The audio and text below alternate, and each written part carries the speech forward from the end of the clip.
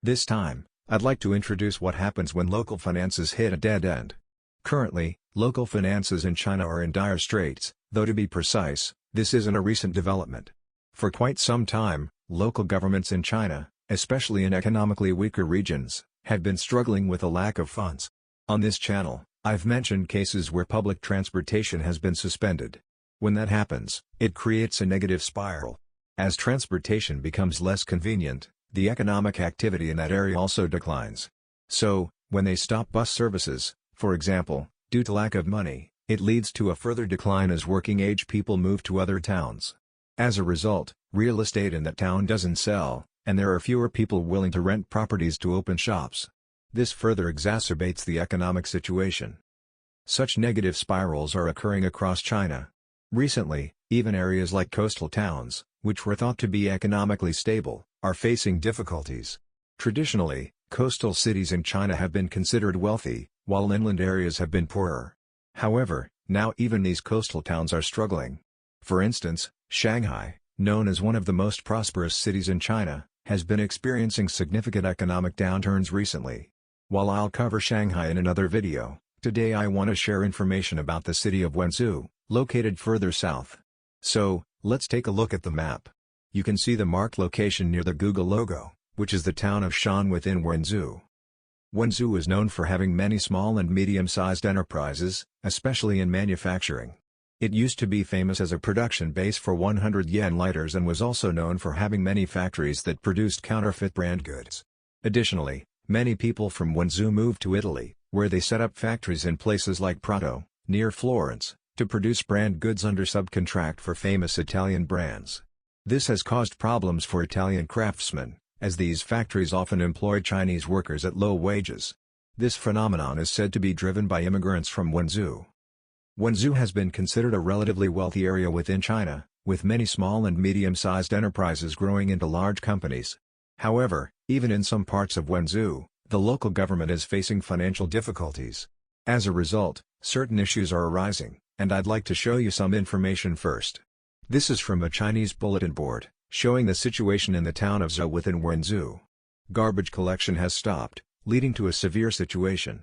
I live in Nagoya, and this summer has been extremely hot.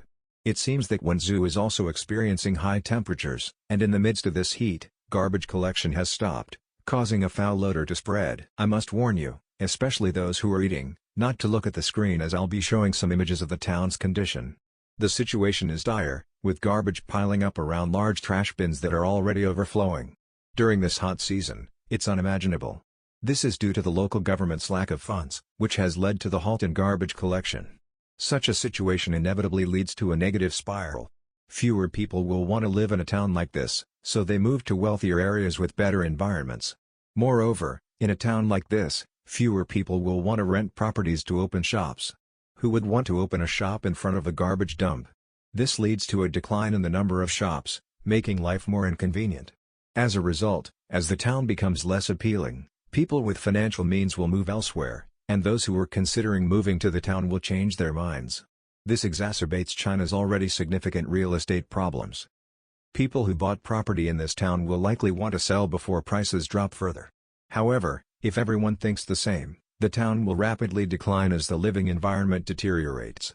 This is happening because there is no money, and even if the local government wants to improve the situation, they can't do so without funds. They understand the situation is bad, but they can't stop it from getting worse. From a Japanese perspective, one might think, this town is in trouble, Guizhou is facing tough times, but in China, it's more like, even Guizhou is like this? Guizhou is considered a wealthy area in China, and the local government is thought to have money. However, even there, garbage collection has stopped, raising concerns that the situation in China is becoming dire. For other local governments in China, if they see that Guizhou, a wealthy area, is in such a state, they might feel it's acceptable to stop public services in their regions too. Look at Guizhou, they might say, even a rich area like Guizhou is struggling, so it's understandable.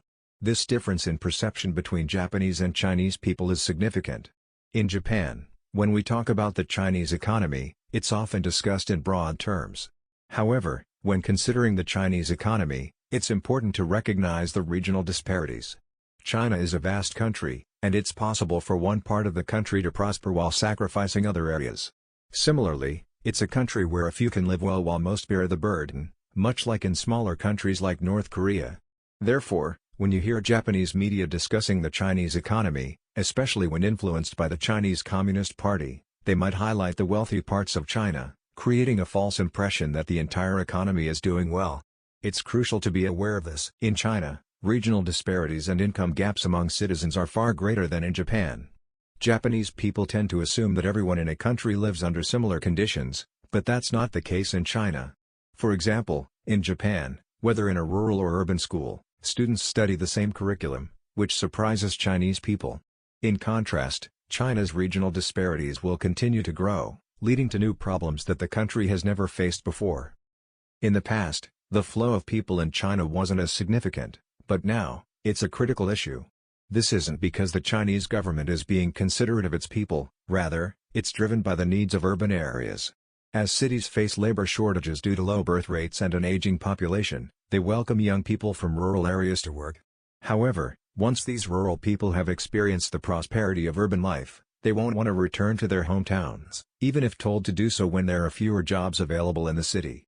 People naturally want to move to wealthier cities, especially when their hometowns, like the one with halted garbage collection, become unlivable. However, these same people might litter the streets, contributing to the problem. Despite this, they still prefer to live in better environments. As more people flock to better cities, the towns and villages they leave behind will continue to decline due to the loss of working-age people.